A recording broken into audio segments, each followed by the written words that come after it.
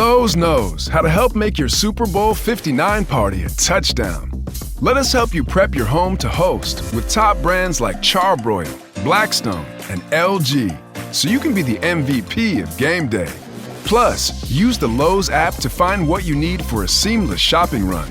Or huddle up with our Lowe's Red Vest associates to help make all your game time hosting decisions. 95.3 WBCK now presents Coach's Corner, live from Lakeview Ford. For over 6 decades, this has been your #1 source for all local sports information. Coach's Corner is proudly presented by Lakeview Ford, where community matters. Now, here's your host, Bill Broderick. This is Bill Broderick, sports editor of the Broderick Enquirer. Here for Coach's Corner. I'm here for another week of the boys basketball season, coming to you from downtown Battle Creek at Lakeview Ford on the Motor Mile. For more than 60 years, Coach's Corner has been talking to the city high school coaches about the week in sports. And we will continue to do that as we look ahead to another week of the high school basketball season with our first coach of the morning. But first, here is the Lakeview Ford Coach's Corner scoreboard. It was a full week of basketball for most of the city teams. Valkyrie Central got started early with a game on Monday with the Bearcats falling to Sturgis 37-30. In action on Tuesday, Lakeview beat Loy Norrick 76-69. Harbor Creek raced past Mattawan 52-40. And St. Phil defeated St. Joseph Our Lady of the Lakes 68-35. Last night in our game of the week, St. Phil was hoping to take a stranglehold of the division lead, but fell short to defending champs Bellevue and lost 67-59. In other games, Kalamazoo Central beat Lakeview 71-61. Marshall edged Penfield 45-32. Harbor Creek beat Hastings 63-37. And Battle Creek Central lost to Loy Norrick 75-67. We will be back with our first coach of the morning after this break on Coach's Corner on 95.3 FM WBCK. Coach's Corner on WBCK, brought to you by Lakeview Ford, where community matters. Now back to the show. This is Bill Broderick, Sports Editor. We're here with our first coach of the morning, here with Coach Kimber, the St. Phil Fighting Tigers. Good morning, Coach. Morning, Bill. St. Phil had a couple games this week. You guys started off early in the week and played St. Joe, Our Lady of the Lakes, and came away with a big win, 68-35. We'll talk about that game first. At that point, you had won your sixth game in a row. Jackson Diswick had 18, Carter Diswick had 18, Lincoln Diswick had 13, Colt Myers came up with 10, and it looked like a easy day at the office there with a 30-point plus win there. What was working for you that night? We were forcing a lot of turnovers, to, pick sixes, as you would say, turnover for touchdowns.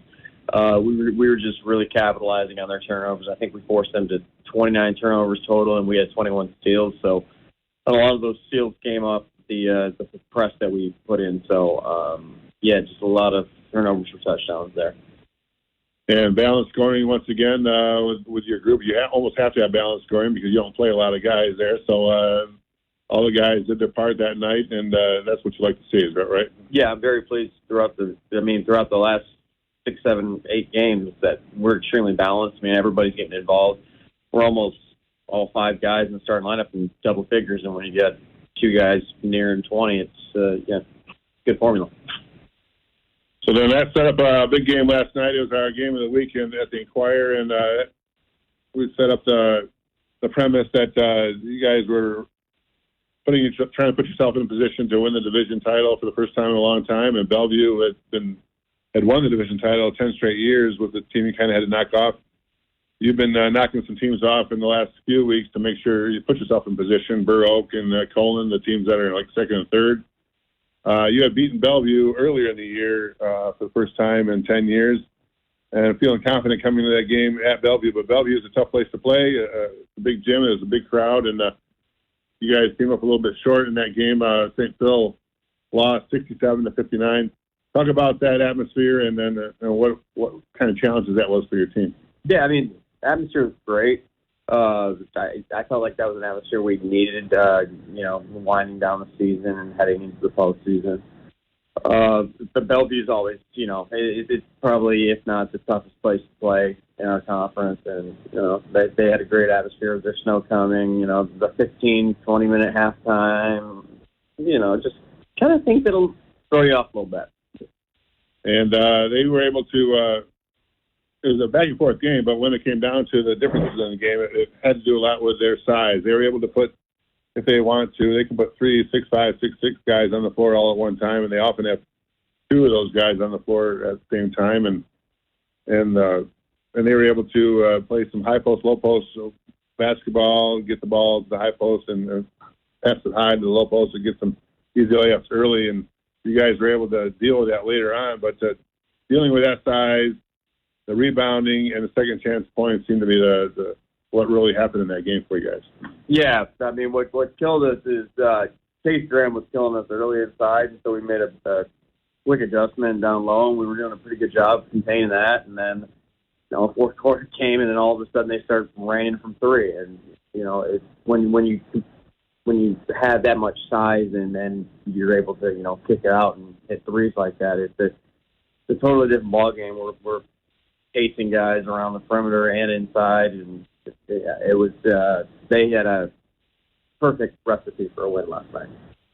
And they also, I think, maybe some of the issues with your team is that you're not able to play a ton of man-to-man because of your bodies you can put on the floor. You don't want to get foul trouble and play a lot of zone. So when you're trying to pinch in on those big guys, they were able to kick it out the outside, and that left them open for some threes. And if you could play some man-to-man, if you had another 4 or 5 guys on your bench with foul trouble, you probably put guys on those guys. And does that seem to be an issue right now with your team a little bit? Yeah, I mean, I would have said if I had 4 or 5 more minutes without foul trouble, I would have played man-to-man the whole entire fourth quarter. Right.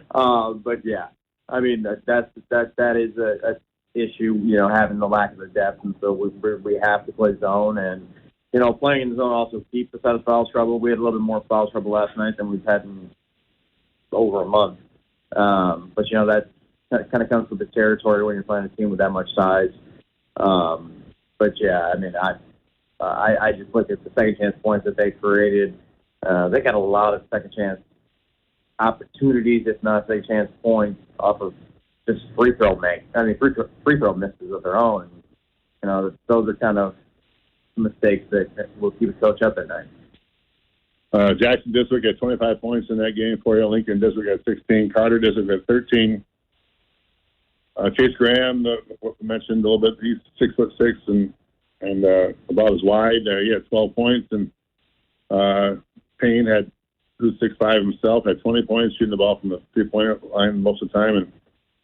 And what that did was that you guys had a situation. If you would have won, you had a 3-game lead in the division going into the last couple of weeks, and almost could have clinched a share of that title, but you lost. So now your lead slipped down to 1 game, and that really maybe can get the attention of your guys going forward. There's no more time to slip up, and you have to take care of your own business, but it's still in your hands, because that's the takeaway. Is that right? Yeah, we control our own destiny. I mean, I never like to lose, but good things can happen from a loss. I think I was kind of contemplating back and forth in my head the other day that, I feel like we kind of need a loss. I mean, I didn't want to lose last night by any stretch of the imagination. I wanted to get last night done. Ideally, it would have happened against Maple Valley or somebody not conference. But I think a loss at this time of the year keeps us hungry and, kind of refocuses guys to, hey, we're getting close to postseason. It could end at any moment. And so just keeping that freshness of loss in the mind, I think that's good, because we hadn't lost since Christmas break before. Union City at the Fieldhouse. So it kind of gives them a quick reminder, and it also helps them lock in on the goal at hand. I mean, we still have a 1-game lead, and we still control our own destiny. So I mean, it's not the end of the world. That's right. And so those are the goals for this team. Those are the goals coming into the season. You get talked about trying to win the division, and you have that in hand, possibly with a 1-game lead, and it's taking care of your own business could take care of that. You also want to try to get a district, and to do that, you might have to see a Bellevue team again, playing them for a third time. With the score tied 1-1 right now, it's a tiebreaker, and the winner could win the district title. that also maybe can be top of mind the rest of the season here for the kids to think about and know that they have a job at hand. Yes, I mean, exactly. I mean, like I said, we're controlling our destiny, but also I'm not, once again, not happy about it, but we avoid that locker room conversation of it's hard to beat a team 3 times when it gets to the district final. We know what they're capable of now. I mean, last year we lost the Climax after, beating them twice in the regular season. We lost them in the district. And so helps us stay motivated instead of, maybe getting complacent. We already got a team twice going into the district. So I think, if anything, it's going to make this team more hungry, and we definitely got the talent to do that. Coming up on another week of basketball, do we have some makeup games? Sometimes we lose track of some of those makeup games as we go forward, but right now on your schedule, I see that you have Climax Scott's coming up this week. Do you have any other games that on the docket there? No, we have Climax on Tuesday, Mendon on Friday at home. We're at Climax on Tuesday, but no, we don't have any makeup games that we have to make up. We've been pretty blessed in terms of the makeup scheduling and whatnot. I think we've only had to make up 1 game this year. All right. That's pretty good. So Climax Scott's that big rivalry game that everyone likes to look forward to on Tuesday night. That's next for St. Phil, and a tough Mendon team on Friday, and we'll look forward to talking about those games next week when we get together at Coach's Corner. Thanks a lot, Coach, for coming on down. Thanks, Bill.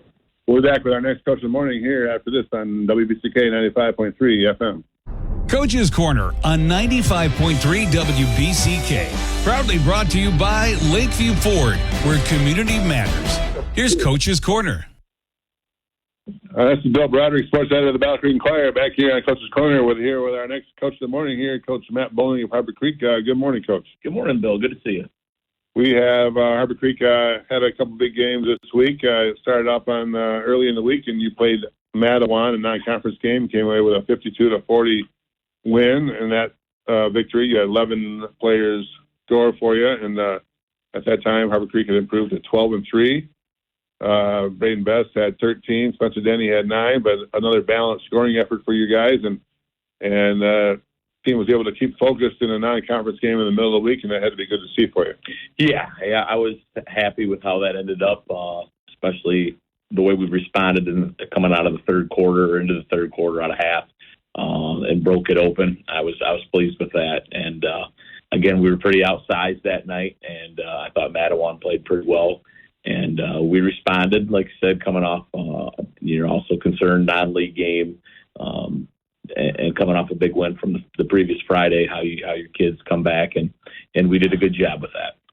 So was that game tied at halftime, and then you guys made some adjustments? How'd that kind of go? We were up 4 at the half, and then we broke it open in the third, and had a lot of space and gave some distance there.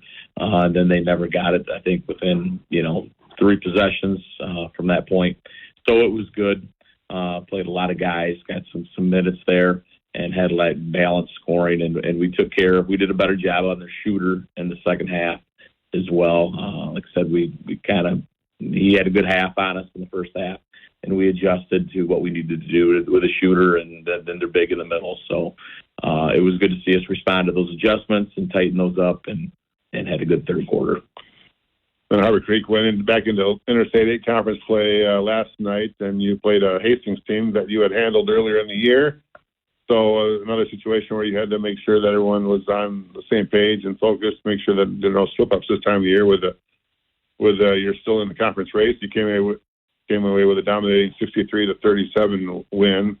Again, 9 different players scored. Harbor Creek goes to 13-3. Talk about that game, and it looks like you started fast and you kept your foot on the pedal from that point. What will happen that game is, we talked a lot about making sure that a fast start was important, and the importance of that game, and not look at how it was the first time. And I thought, to be honest, even though the score might have been bigger, I think they've improved a lot, and they played pretty good basketball last night. They did some things to us. That first quarter was kind of a feeling out period. I think we were either tied or up 2 at the end of 1, and then the middle 2 quarters we really broke it open. We shot the ball very well last night, and our ball movement was excellent. And our unselfishness, we had Braden was pretty hot. We did a good job of finding him and making sure he continued staying hot. And we did the same thing with Dylan when he got hot.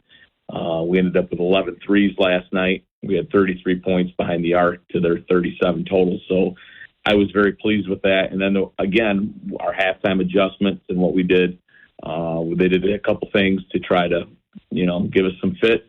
And they got a couple possessions on us where they took advantage of us early. And then we adjusted to what they were doing at the half and took that away. And those halftime adjustments and the kids responding and executing, big part of what we did. But those middle two quarters last night were pretty big for us and how we shot the ball and moved it and defended as well. Everything was kind of really going well. But like I said, that first quarter was just kind of feeling out because they'd improved a bunch. And they do something unique defensively. They give you a 1-3-1 look, and then after the first pass or two, they'll slide that into a 2-3. And then last night they slid that into a 2-3. And then after 3-4 possessions, they manned you up. So they did some unique things that the kids responded to and adjusted to. And I was proud of how we responded. You have a veteran group. You have a lot of guys that played a lot of minutes last year, and a lot of guys that are experienced on the floor. A lot of seniors. Is that helping that situation? That's a little bit of a situation where guys have to kind of think on the floor. Yeah. And then we knew that they did the whole shift from 2-3 or 1-3-1 to a 2-3, and then we were reading a couple keys out of that, and the kids did a good job of reading the keys. And then the sliding that 2-3 into a man was a whole different look. We had to just take care of and handle on the fly. But like you said, we've had some experience. We have smart kids. And then the other part that's really good is we have kids that communicate. They share information. They're unselfish with that. And that communication is a big piece of how we were able to execute into that. Dylan Eversole had 17 points. Like you said, he got off on the outside. Braden Best also off on the outside at 14. Maddox McCarty had 9. And that balanced scoring, again, is big. And that kept you in the race, kept you a game behind Coldwater in the standings in I-8 as Coldwater came away with a win last night. And making sure you take care of your own business is all you really can do right at this point, and wait for some of those games coming up where you can chip more into that lead. But all you can do is win the games in front of you. Yeah, that's our motto, especially in the league. We just take care of what we can control and don't try to worry about anything else, but just control the things we can control and go from there. So we look ahead this week coming up, and we have we'll take a look at the schedule here. But do you have any makeups going on? No makeups this week. We just have a lone game Friday, our last Friday home game. Is this week with Western. It's also Military Appreciation Night. So thank you for those that are coming out that have served, and we'll try to honor them as we always do. And that's what's going on this week. Just one kind of a quiet week for us. And also, like you mentioned, home game, and looking at the schedule, you have a ton of road games coming after that, and not a lot playing at home. But I know you kind of like that. You don't mind playing on the road. We really don't. We really don't. So it's just like I said, we have a veteran team who likes that challenge, and it was Hastings brought out a lot of people last night, and the crowd was good, and they were getting on us, and those are all things that we enjoy and we embrace. So let's take a look at the Interstate 8 conference. I know that everyone's kind of interested in that. Penfield slipped up a little bit to Marshall. They lost to Marshall last night. That put Marshall back in the conversation again with you. If you beat Marshall last week, and Coldwater took care of their business, it seems to be kind of chunked up at the top there, and a lot of parity at the top, and a lot of really good teams. So it's going to be a matter of who's kind of playing their best basketball going down the end of the road, right? Yeah, that's a fair statement. Yeah. That's Coldwater with 1 loss, we had 2, and then Marshall and Penfield both with 3. So pretty tight up top. And we don't want to look too far ahead because that's what coaches don't want to do. They're going to take care of the business. You're correct. But you have Parma Western coming up Friday, like you said, and then after that you have the back-to-back Penfield and Coldwater both on the road. So there won't be any excuses. You can take care of your own business when the time comes, and I'm sure the boys are kind of excited about that when it happens, right? Yeah. We'll cross those bridges when we get there, but it's hard to believe we only have 3 weeks left in the regular season. It's getting down to it. Well, we'll talk about those games, that Parma Western game next week, the one game for Upper Creek coming up, and we'll do that next week. Coach, thanks for coming in this morning. Sounds good. Thank you, Bill. We'll be back with our next Coach of the Morning here after this at 95.3 FM WBCK. Coach's Corner on WBCK, brought to you by Lakeview Ford, where community matters. Now back to the show. Right. So, this is Bill Broderick, sports editor of the Enquirer, back here on Coach's Corner with our next Coach of the Morning here with Coach Steve Wickman of the Lakeview Spartans. Good morning, Coach. Good morning, Bill. How are we doing today? We're doing all right. Lakeview had a full week basketball in the SMAC East. Some tough games back-to-back for you there, and it all started with a game against Lloyd Norrix. And you guys were trailing at halftime, but you came out big in the second half, outscored Lloyd Norrix 21-14 in the third quarter. LeBron Campbell had a season-high 40 points in that game. Braden McGill had a double-double with 18 points and 10 rebounds. And that game, at that point on Tuesday night, that kept you in the running for the SMAC East, which is where you wanted to be, and they had to feel good with that 76-69 victory over Lloyd Norrix that night. Yeah, it was a good win. I mean, that was a tough game. It was very competitive the entire night. Both teams played really, really hard, and it was just one of those games where it was kind of like whoever had the last run was going to win the game, and I think obviously we ended up with the last run. So, and we kind of milked the lead in the last minute and a half or so, and got out of there with one.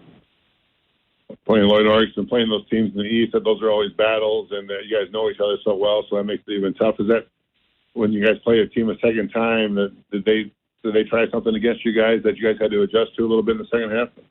Well, no. So this, in a unique quirk of the schedule, this was actually only the first time we played. Oh, okay, that's right. Even though we had been through our whole league already once and played one of the other teams twice. We hadn't played them yet, so we were pretty well prepared. We knew they were going to just man up and play man defense the whole night, and they didn't do anything that surprised us.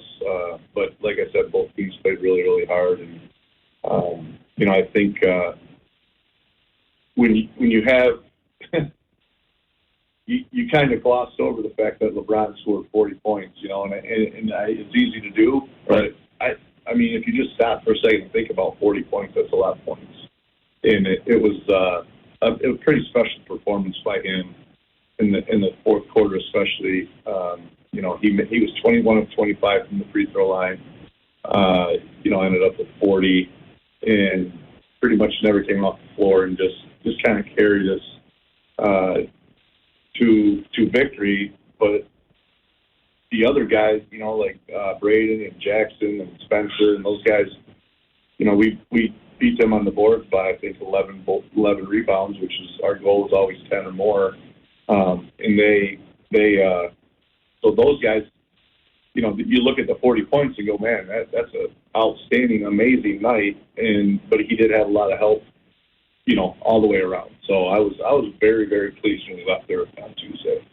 Well, let's talk about that 40 points a little bit more. That's like you said, a special night. You don't see those too often, and that's got to be creeping up there. Almost most points in the game at Lakeview all the time. I know Six Bolton had 50 points for Lakeview Spartans back in the day. So I did look that up, and Six has the top two. I think he had 50 and 49, or maybe he had 250s. I don't know. And then Derek Sayers would be number 3 with 41. So Brown would be the 4th highest ever. I remember Derek Sayers. If you remember Chuck Mickness, Derek scored 26 points in the fourth quarter over at Penfield one night, and that was his. So 40 is the 4th highest in the history of our school. So that's pretty impressive. And what was working for him, like you said, he got to the free throw line. Was he? He was just driving the ball like he generally does, and getting to the line, and calls were going his way, and then he was knocking down free throws. Yeah. So Norris had a very aggressive defender on him, a little bit bigger than him, a little bit stronger than him, and bumped him a lot, grabbed him a lot, and eventually, as an official, eventually you got to get worn down and letting that go. So, they didn't change. They put another couple dudes on him, and they really didn't change their technique or their mindset. It was just try to guard him one-on-one as much as they can, and he's a pretty tough one-on-one cover, and so you asked what was working for him, I would respond what wasn't. Right, exactly. Yeah. Everything is, he hit a couple threes that night, and there are kids. There's a lot of really good players that won't shoot 25 free throws this year. Yep. in the whole season, right? Shot that in one night. That's so, right. All right. And again, with a total team effort, with everybody else rebounding and playing defense and keeping them, keeping Norris in check, I thought one of our better games of the year, total team effort. And that setup last night, you played another SMAC East opponent. You played Kalamazoo Central, and you guys tied for the division lead last year. And you guys had your goals of defending your title, and to do that, you're going to have to knock off Kalamazoo Central one of these times. You lost to them earlier in the year, and they came in undefeated in the division, and this was your chance to even things, and that's kind of how it went last year. You guys beat them to do that. Fell a little short. You lost 71-61, and it had a lot to do with the start. Kalamazoo Central jumped out to a 20-10 lead in that first quarter and held on the rest of the way, and you guys were kind of digging yourself out of the hole most of the time after that. Yeah, and it was a little bit frustrating to see our kids. We just didn't respond as well early on as we had been. Early in the season, I think we were having some rough starts, and so we started addressing that in practice every night, and just getting on the floor and really getting after it right away. Like, this is game right now, and so we've been having really, really good starts. I was confused a little bit last night as to why that didn't happen. I thought our kids looked a little tentative. Maybe the moment was a little big for them at the time, but once we settled in, we played. It was an even game the rest of the way, and our assistant coach Mueller said, without the first quarter, it's a tie game or whatever. And I said, unfortunately, though, we can't take effort that they all count. Right. You can't just take. It's not like euchre where if you get all 9s and 10s, you throw your hand in. You can't do that in the first quarter. So, it was a bad start, but I am very, very happy with the way we played the rest of the game, and things. We were so close to getting over the hump. We had it to it at 6 in the fourth quarter with probably 3 or 4 minutes to go, and we had it. Just numerous opportunities where we would get a rebound and maybe turn it over, or we'd steal the ball and they would steal it back, and it just seemed like we just, for whatever reason, and give them credit because they were part of the problem too, right? But for whatever reason, we couldn't just get over the hump. So very, very happy with how we played, very pleased with our effort, and I think we walk away from that game losing, but learning. Yep. And the idea is that you'll need a ton of help to try to get back in the division race. So maybe that's not at the forefront of your mind right now, but playing better basketball the rest of the year is probably the biggest goal, and you guys did that last night, playing good basketball against 2 teams this week in the SMAC East, and that's what you want to do as your goals right now is maybe look at the postseason and try to take care of business that way, but playing good basketball is really the goal right now. Yeah, and so we talked on the bus and way home as coaches, and we to a man, if we can play this hard and this well the rest of the way out, and with a goal on the tournament, then good things are ahead of us. I think, I think we've narrowed down our rotation, and we've got everybody understands what we need to do to win, and I really think we knew going to Kalamazoo twice this week was not going to be easy, and to come out of there with 1 win and 1 loss, I don't. 2 wins obviously would be better, but I don't think you can look at that and go, wow, that wasn't a great week. I think we had a really, really good week. We got a lot better because we had to compete for 32 minutes, both of these games, to be in the games. And so just I think, like you said, playing better basketball and being able to play at a high level for a longer amount of time is part of what we're doing right now. And LeBron Campbell put back-to-back games together. You have 31 points last night. Found himself in a little bit of a shootout. Jonathan Edwards of Kalamazoo Central at 30 points himself. Those guys kind of went at each other a little bit. Is that how it went last night? Yeah, well, they weren't going at each. I mean, they weren't guarding each other, but right. That's how it looks, right? Yeah. So the Edwards kid, the first time we played him, I don't know if he scored, right. And he was on fire. He was a bucket last night. He had 23 at halftime. And he was shooting from 5 feet behind the line, and he was getting to the hole, and he was making free throws, and I think we did a much better job on him in the second half. But, sometimes you get a kid that you just, he's making shots with people's hands, right, almost touching his face. And, so that was a frustration point. We took care of that a little bit better in the second half. And, put a couple different defenders on him, so that was part of that plan. And it's weird to look at someone and go, "Oh, he only had 31 last night," after 40. But this kid he's been 35, he's been 30, 31, 29, 40. It's really, really fun watching what he's doing right now. And Braden McGill had 12 points and 5 rebounds, so another good effort out of him. And looks like you guys are playing good complementary basketball right now with all those parts kind of coming together. And I was really proud of Braden. They have a big 6'7" kid as well, who's very good too. And I thought Braden and our whole team, but we did a really nice job on that young man last night. Coming up this week, some games coming up. Mattawan, and you play at Portage Central. Any other games slide in there? We asked this week. Not this week. Next week we got 3, but this week just those 2. So, all right. Fingers on the weather. All right, Mattawan and Portage Central out of the division, but crossovers in the conference and teams that you're familiar with. Is that right? Correct. Yeah, we played Mattawan every year. We played Portage Central already this year, and this will be our second time playing them. The way our division and our league works, there's always one team from the other division that you play twice. So and that rotates through the league. But so this year is Portage Central for us. So yeah, we're familiar with them from earlier in the season, and then Mattawan will just get in the film room and figure them out. Sounds good. There'll be a couple of games that we'll talk about next week when we get back together in Coach's Corner. Thanks a lot, Coach, for coming on down here. Thanks, Bill. We'll talk to our next Coach of the Morning here on WBCK 95.3 FM. Coach's Corner on 95.3 WBCK. Proudly brought to you by Lakeview Ford, where community matters. Here's Coach's Corner. This is Bill Broderick of the Enquirer back on Coach's Corner. We're here with our Coach of the Morning here. We have Coach Robbie Hatton of Penfield Panthers on the phone. Thanks a lot, Coach, for joining us. Yeah, no problem, Bill. Thanks for having me. We have this Penfield is playing one game this week. You had kind of all week to think about it, and you had a big game in the Interstate 8 Conference ahead of you. You played Marshall last night, came away a little short. You lost 45-32. Now that I kind of think about it, was having all week to think about one team, was that kind of a detriment to you guys? Maybe you came out a little slow against Marshall, not quite going at 100% at the beginning of the game. Yeah, it can go either way, Bill.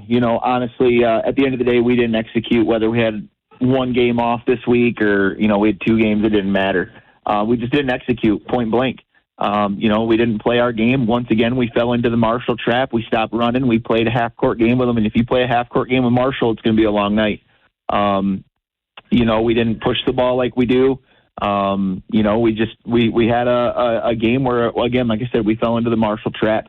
And then playing in a smaller gym didn't help us, but at the same time, we've got to do what we do best, and that's get out and run and play fast and really try to push the tempo, and we just didn't do that.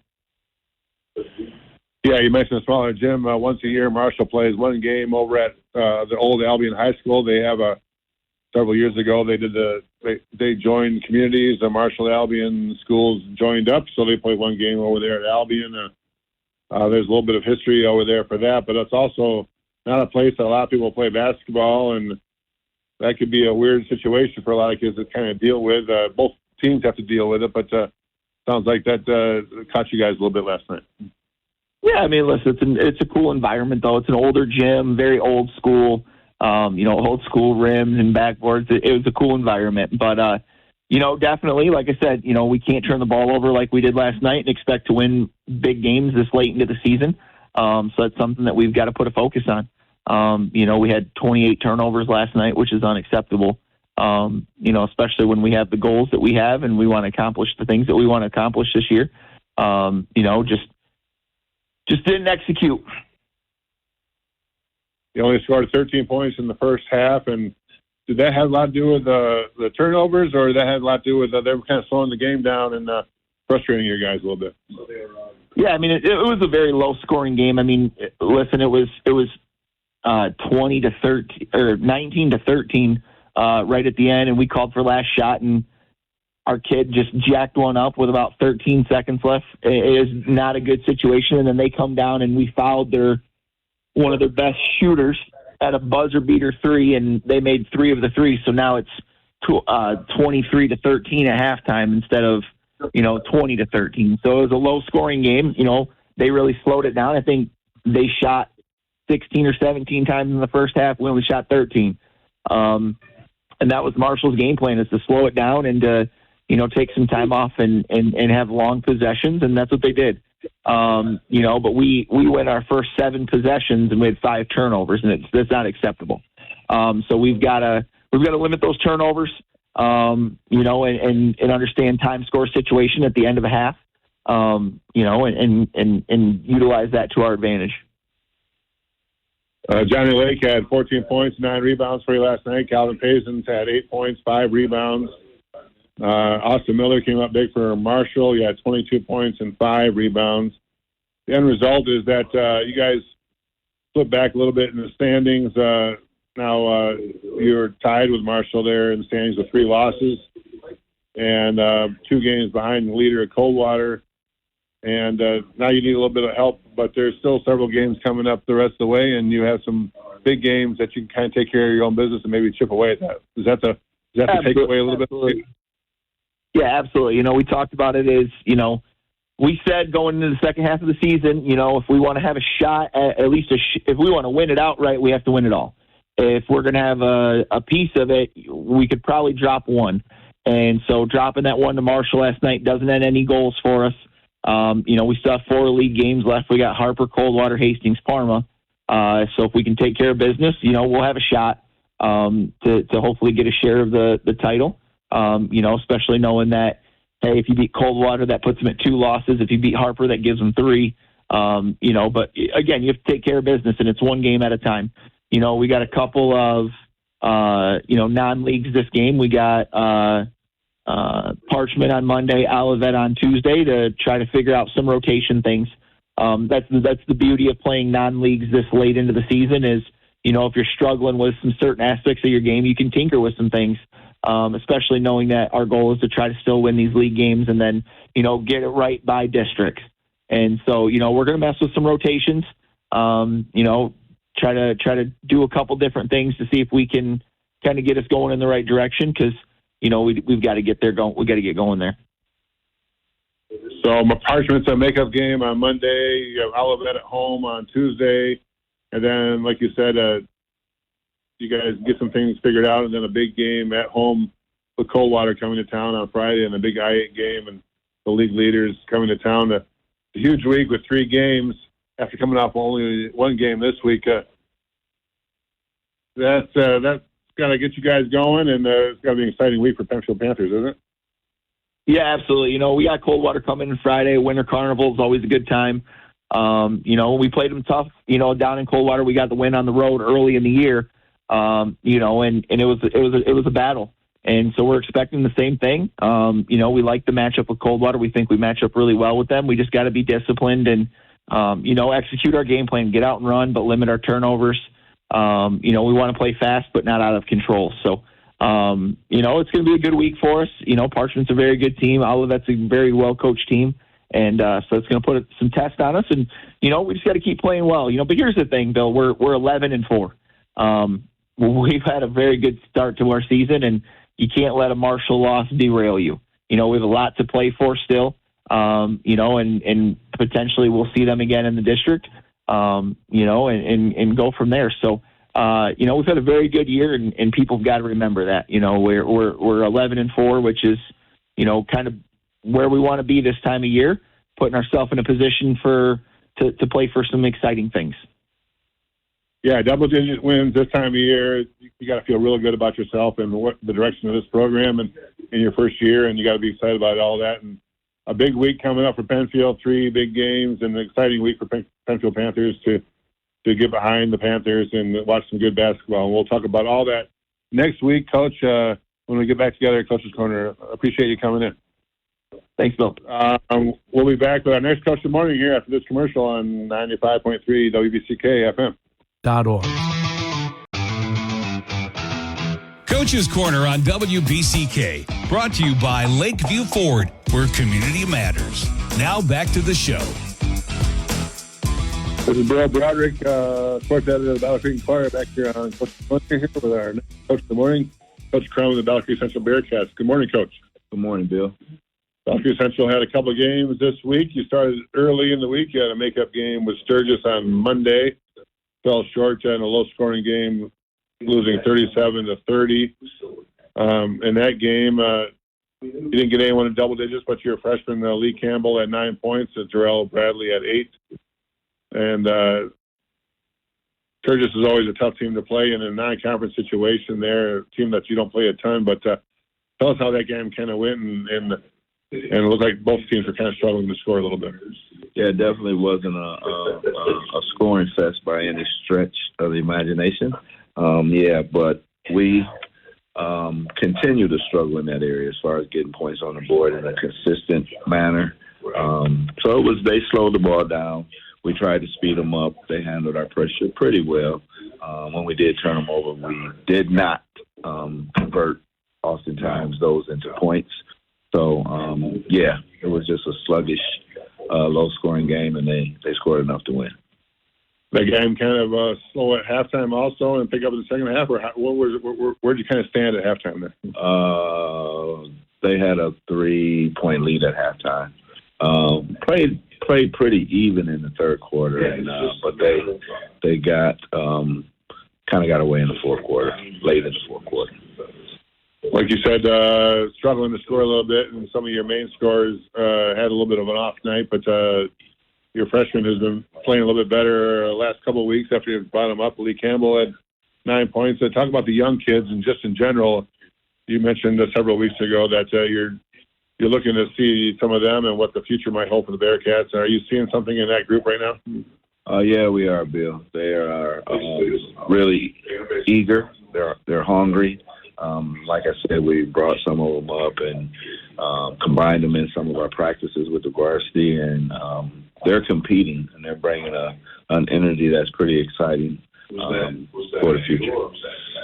Last night, you went back into division play. You played one of your rivals, Loy Norris. Looked like it was a close game most of the night. You lost 75-67. Loy Norris improved to 7-6 on the season, and that's the second time they beat you guys. But this game, it was tight all the way. Tell us how that kind of went for you in the second half. Yeah. First half, I think they went in with an 8-point lead or so, and actually ended up winning the game by 8. So the difference in the first half pretty much was the difference in the game. We played each other pretty even in the fourth.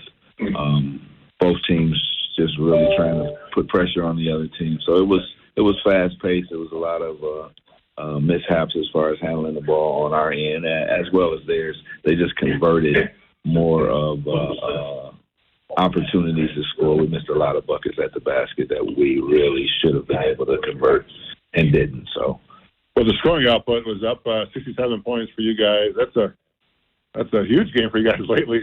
67 points is a lot. Were some things working a little bit better for you last night in terms of that? Well, I think more guys contributed offensively. We had the gate open. We were rotating guys in and out, and maybe that helped. Some guys had fresher legs because we were able to utilize more players. But yeah, it turned out to be a pretty good fourth quarter. A lot of action and a lot of movement in that game last night. And tell us who kind of stood out for you last night in terms of that game. Some guys kind of step up for you last night. Yeah, well, Terrell Bradley led us in scoring. I think he had 20 last night, which is his season high. He did a real good job. He's an undersized post player, only about 5'10 and a half, but he's physical. So, yeah, he had a good night. Pittman probably had his average 15 points or so. Seems like one of our younger guys,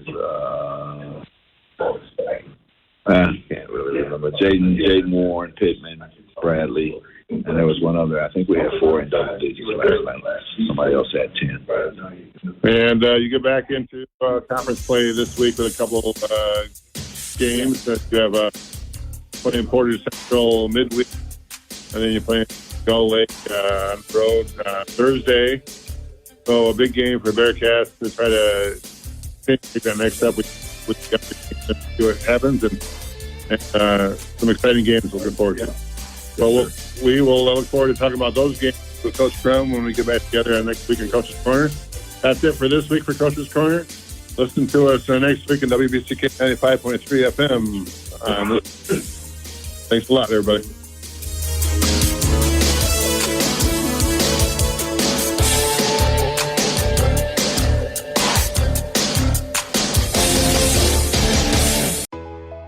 Hair thinning can happen for so many reasons. Whether it's stress or hormones or anything, at Nutrafol we've learned that real change starts below the surface. Our hair growth supplements take a whole body approach and target the key root causes of hair thinning, so you can see visibly thicker, stronger hair in 3 to 6 months. Hair growth starts from the inside at Nutrafol.com. That's Nutrafol.com.